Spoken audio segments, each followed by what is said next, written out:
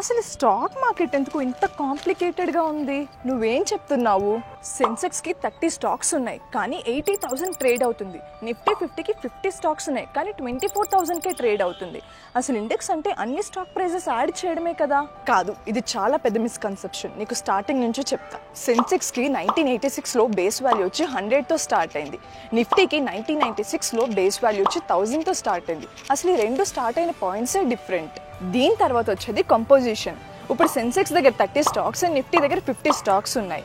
దీనివల్ల weightage of stock ప్రతి ఇండెక్స్లో different వస్తుంది. ఒక ఎగ్జాంపుల్ తీసుకుందాం. హెచ్డిఎఫ్సి బ్యాంక్కి సెన్సెక్స్ వెయిటేజ్ వచ్చి 15.71% అండ్ నిఫ్టీ 50కి 13.28%.